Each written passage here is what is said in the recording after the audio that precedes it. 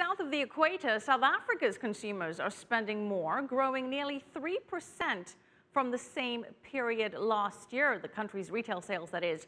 But besides that improvement, sales are still slowing, and CCTV's Guy Henderson reports that is not the only problem. Before she retired, Rosemary Ngwenya was a schoolteacher, so she's adamant that her grandchildren head to class on time. But even with a sound education, she fears for the financial futures of the younger generation. Your child starts working, she gets bombarded by the banks, they give her a credit card. Whether she can manage or not, they give her an account.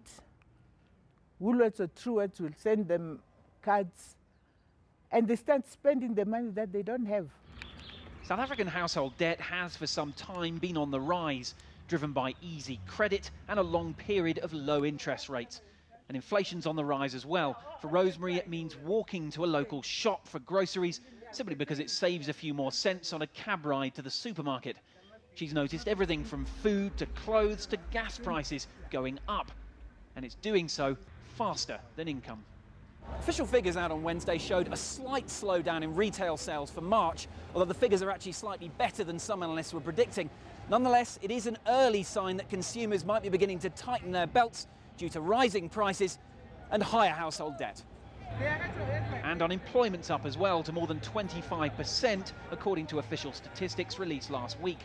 Economists say that trend is likely to continue, with big cuts coming in the mining sector and retail also shedding thousands of jobs. It is a worry, say analysts, but by no means critical. On the household consumption front, there is a bright spot in terms of accommodative monetary policy, but pre-existing household debt balances are really going to cap that, and if they're not addressed, will perhaps contribute to a slowing or a drag from that perspective. Rosemary's two daughters do have work, and that keeps the family afloat.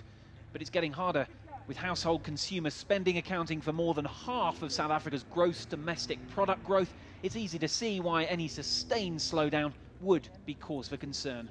Guy Henderson, CCTV, Johannesburg.